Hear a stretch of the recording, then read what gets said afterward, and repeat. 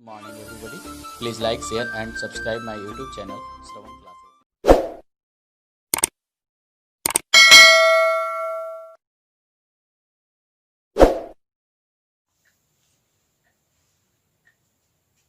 Good morning everybody, Shravan classes में आपका स्वागत है। तो आज के वीडियो में मैं बात करूंगा क्लास 10th ट्रिग्नोमेट्री से रिलेटेड कुछ महत्वपूर्ण ऑब्जेक्टिव प्रश्न के बारे में। तो अभी तक आप लोग हमारे YouTube चैनल को सब्सक्राइब नहीं किए हैं तो please like, share and subscribe my YouTube channel Shravan classes.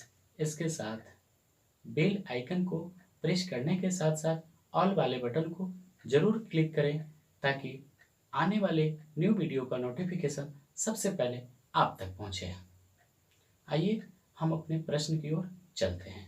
हमारा पहला प्रश्न कहता है कि त्रिकोणमिति में किस त्रिभुज का प्रयोग या उपयोग किया जाता है। जी हाँ, ध्यान से सुनिएगा।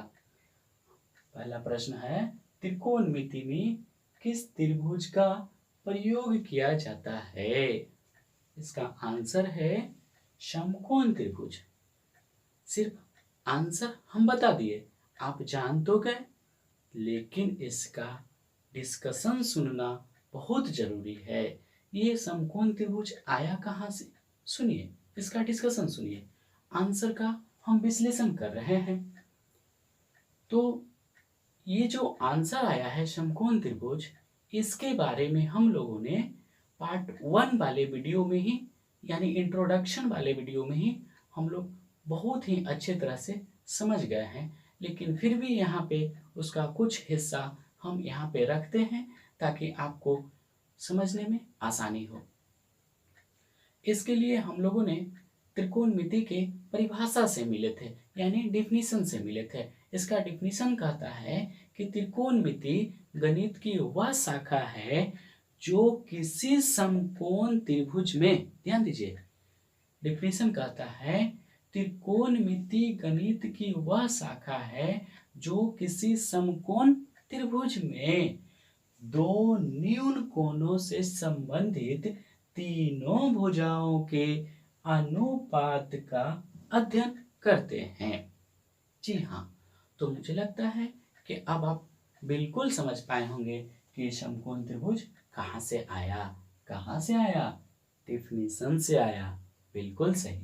आइए अब हम दूसरे प्रश्न की ओर चलते हैं। दूसरा प्रश्न कहता है हमारा, समकोण त्रिभुज में कितने न्यून कोण होते हैं। जी ध्यान दीजिए, न्यून कोण होते हैं। हमें न्यून कोण के बारे में समझना जरूरी है। न्यून कोण आखिर कहते किसको है, न्यून कोण के बारे में जानेंगे तब तो बता पाएंगे कि समकोण त्रिभुज में कितने न्यून कोण होते हैं। तो न्यून मीन्स होता है छोटा, यानी कम। न्यून मीन्स क्या होता है? न्यून मीन्स होता है छोटा, या इसे हम कम भी कह सकते हैं। और कोण, कोण तो कोण हो, यानी एंगल है। कोण तो कोण है या एंगल है। कहता है छोटा, यानी किससे छोटा? किसमें बात हो रही है? समकोण त्रिभुज में। यानी समकोण बोले तो, समकोण बोले तो 90 डिग्री। समकोण बोले तो 90 डिग्री, यानी वैसा ट्रायंगल, वैसा ट्रायंगल जिसके एक एंगल का वैल्यू 90 डिग्री हो, उसे समकोण त्रिभुज कहेंगे। और न्यून कोण किसे कहेंगे? न्यून कोण जो 90 डिग्री से छोटा हो उसे न्यून कोण कहेंगे। अब आप जानते हैं कि किसी भी ट्रायंगल में तीनों एंगल का सम 180 डिग्री होता है, जिसमें से एक एंगल आपका 90 डिग्री हो गया तो बाकी हमारे पास 90 डिग्री बचा, जो कि 90 डिग्री में ही एंगल ए और एंगल सी को डिवाइड करना है। अगर हम ए को 30 डिग्री मानेंगे तो हमारा एंगल सी 60 डिग्री हो जाएगा, जो कि दोनों एंगल 90 से छोटा है। और जो 90 से छोटा है उसी को तो न्यून कोण कहेंगे। तो अब आप समझ पा रहे होंगे कि ट्रायंगल ए बी सी में कितने न्यून कोण हो गए? दो न्यून कोण हो गए, एंगल ए और एंगल सी। यानी हमारा आंसर कितना हुआ 2। चलिए, मुझे लगता है कि यहाँ तक आप बिल्कुल अच्छी तरह से समझ गए होंगे।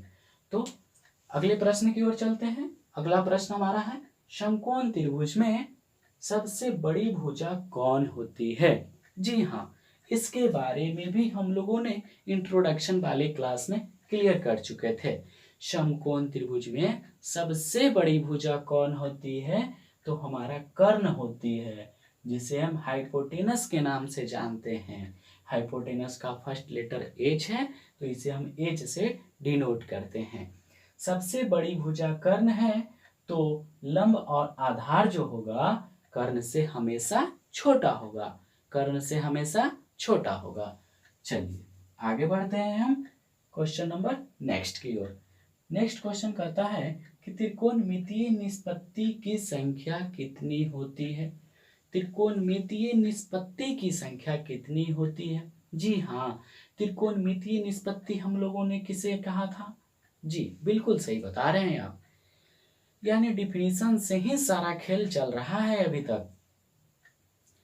त्रिकोणमितीय निष्पत्ति यानी हम लोगों ने अनुपात को ही कहा था, और ये जो अनुपात है हमारा तीनों भुजाओं के अनुपात का अध्ययन करते हैं, डिफिनीशन का ही पार्ट है। यानी तीनों भुजाओं के अनुपात, 3 अनुपात हमारा सीधा है और इसी तीनों को उल्टा कर दिए तो 3 और हमारा मिल गया, यानी 3 सीधा में और 3 उल्टा में, टोटल बोले तो कितना 6, यानी 6 अनुपात हो गया। और इसी 6 अनुपात को हम लोगों ने त्रिकोणमितीय निष्पत्ति के नाम से जाने थे, जिसे हम लोग साइन, कॉस, टैन, कॉट, सेक और कॉसेक के नाम से जानते हैं। यानी कुल बोला जाए तो कितना हो गया हमारे पास 6 त्रिकोणमितीय निष्पत्ति हो गया। आइए आगे हम नेक्स्ट प्रश्न की ओर चलते हैं। नेक्स्ट प्रश्न कहता है कि क्या साइन थीटा को साइन गुणे थीटा लिख सकते हैं?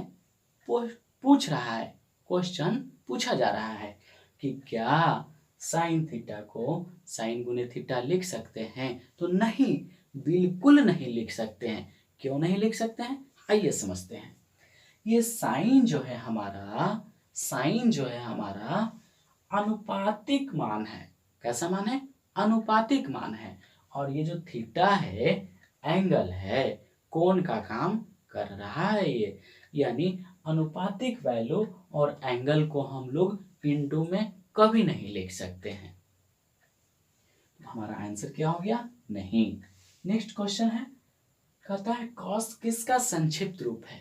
कॉस किसका संक्षिप्त रूप है, यानी किसका शॉर्ट फॉर्म है? तो कॉस जो है हमारा कोसाइन का शॉर्ट फॉर्म है।